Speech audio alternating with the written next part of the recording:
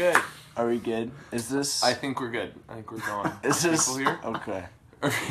All right, Dan. Okay. Hey everybody, welcome to a hick, a hipster, and an Amish guy go Facebook Live. So Michael, what are we doing here? Yeah, we're just gonna go through every week, really just different questions that we bring up and different things we've thought about, whether it be generally gospel related and what that looks like. So today we're actually going to talk about how the gospel affects our day-to-day lives. So that's going to be the start topic. And next week, as a precursor, we got some questions over the summer from gals who are looking to ask questions. What, to guys, really? Mm-hmm. Yeah. And we're going to be answering a few of those questions next week. And then we'll start to go through that and into that more. But today is just really a start topic about how the gospel affects our day-to-day lives. So I'm just going to go into that. But what do you think about this, Matt? Yeah, we're just three college guys who have had a lot of thoughts, have tried to challenge each other on a few key points. And we want to challenge everyone listening and maybe act as a resource to some people who have wondered, like this week, what does it look like to be a Christian day to day and to have the gospel affecting our lives? Side note, we thought of this topic about 10 minutes ago, so nothing's prepared. We're just kind of going off our thoughts. Yeah. So, as with everything we hope to do with this, and everything with our lives, we're really going to shoot to have the Bible be the ultimate authority and what we're checking everything we're doing with. So with that, that's where we're going to start. So for me, when I look at the question of how the gospel affects my day-to-day life, the first place I go to, and it's where I go for a lot of other questions too, is Galatians 2:20. And that says, "I've been crucified with Christ. It is no longer I who live, but Christ who lives in me. And the life I live now in the flesh, I live in faith of the Son of God who loved me and gave his life for me." So when I think about how this changes what I do day to day, a lot of what I think about is that I'm not the same person I was before the gospel affected me. I was crucified. The old Zach that existed back in high school, even early in college, I died to him when I said yes to Christ. So now, and it's a daily thing too. It's not like it happened once and it's done. Every day I have to wake up and I have to say no to who my flesh wants me to be, right? And I have to say, God, I want to be who you're molding me to be. I want to be whatever is in your will for my life, not what I want. So be it giving up parts of school that he might want me to pursue more, different passions I might have. If God calls me to it, I need to say yes. And that comes through getting in the Word and getting in prayer too, to really know what it is he's asking me. Cool. Yeah, I think to answer this question of what the gospel affects in our day-to-day lives, when I started thinking about this just recently, I thought back to Romans 5 when we really looked at, when I really looked at Romans 5, 6 through 8, where it talks about, for one would even die for a good man, therefore for a righteous man one might dare to die. But then Romans 5:8 comes in and says, "But God demonstrates his love for us, that while we were yet sinners, Christ died for us." And it really hit me. I started to go through this of who would I die for, and looking at why would anyone die for me? And I realized that God died for me. When I really just didn't deserve it at all, and that showed the great humility of Christ and affected my actions throughout that and after that. And that really brought me to, for the day-to-day, how that's really motivated me and pushed me and changed my life. It brings me to Philippians 2, where it says,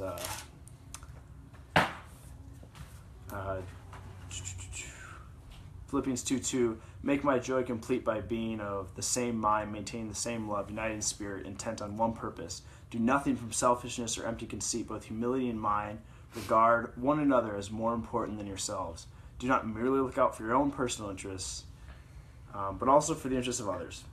having this attitude in yourselves, which is also in Christ Jesus, who, although he existed in the form of God, did not regard equality with God as something to be grasped, but he emptied himself, taking the form of a bondservant, and being made in the likeness of man. He found an appearance as a man. He humbled himself by becoming obedient to the point of death, even death on a cross. So, like, when I talk about Romans 5, 6 through 8, I just think through these verses, and that's the love that Christ showed. That's what he gave us.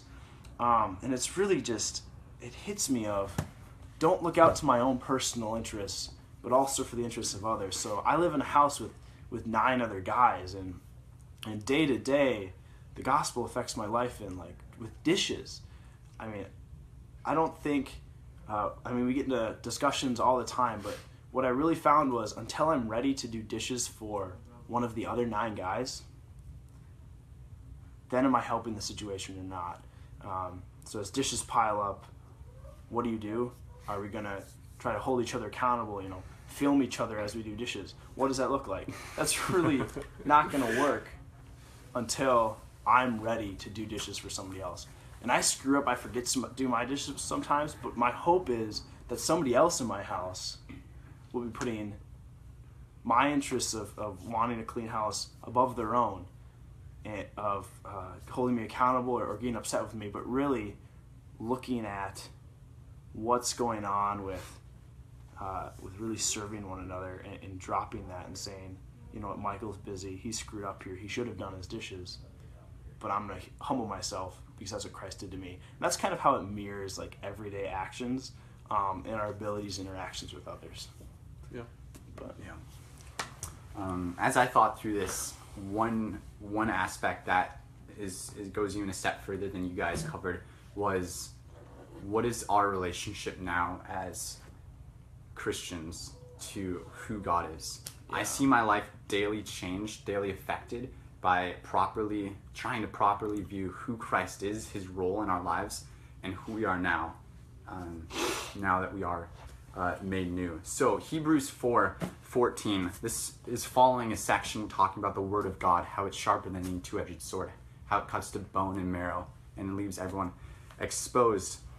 He says, since then we have a great high priest who has passed through the heavens, Jesus, the Son of God. Let us hold fast to our confession. For we do not have a high priest who's unable to sympathize with our weaknesses, but we have one who in every respect has been tested as we are, yet without sin.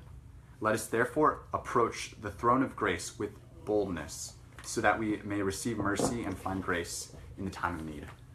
And so this is a huge statement, especially in context of what they're working for with the Hebrew people that this letter was written to. Understanding the role of what a priest was for the Hebrews for thousands of years. And so now the author's arguing, we have one great high priest, and he has completed that role, and he's different than everyone who came before him. He's finished it, and we have the opportunity now as standard people, as we don't have to be a priest, we don't have to offer the continual blood sacrifices, but we can go and we can approach the throne of grace. And to them, that's revolutionary, that's incredible. And it should be for us as well, to think that we can approach God with boldness, not just in general, not just quivering, which there's a part of that too, but we can approach with boldness.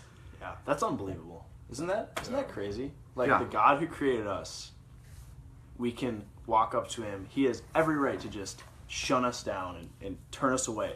But he says, no, I see my son in you. And that wrath that should be going to us gets put on him. Yeah. And that's unbelievable. Yeah. Yeah. So for those of you who maybe haven't caught the whole thing what we're doing here, hipster, Amish guy, talk real with some gospel and how it affects our daily lives here. So really what we're getting at is, at the end of the day, the gospel's radical, right? It kind of turns us into radical people, to the point where not only are we changed on the inside, but what happens on the outside physically is different.